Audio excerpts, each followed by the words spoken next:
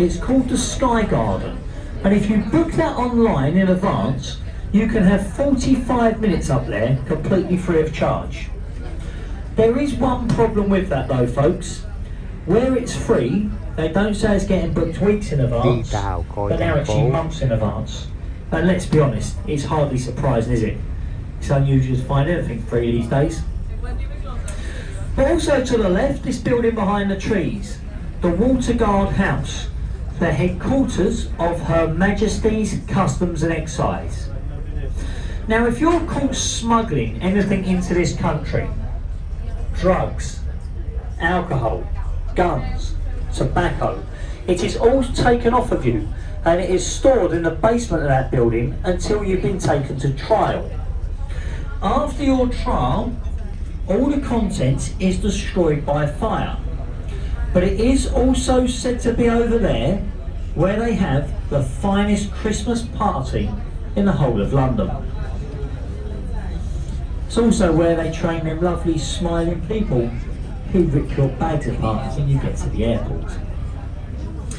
To the right hand side we have London's very own warship, the HMS Belfast. Now she was the largest of the light cruisers ever built for the British Royal Navy. She weighs 11,510 tonnes. She saw active service during World War II. She last fired her guns in anger at the Korean campaign. She was decommissioned from the Navy in the 1970s, brought here by the Imperial War Museum. She is now permanently moored up 7 days a week as a museum ship to the public. A fantastic place to take the children, with 7 decks to explore, from the engine room to the navigational bridge.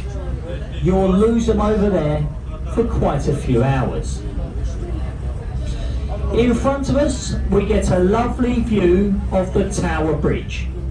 Now Tower Bridge opened in 1894, a twin suspension and a bascule bridge.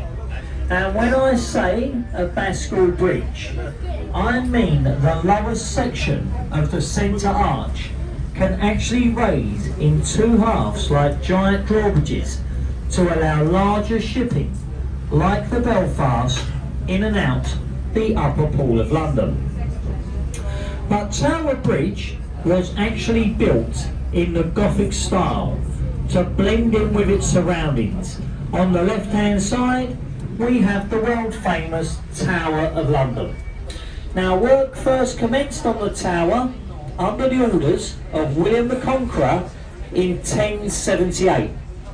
Being used as many things this time: a royal palace, a zoo, a mint, an observatory, but most famously a prison and a place of execution.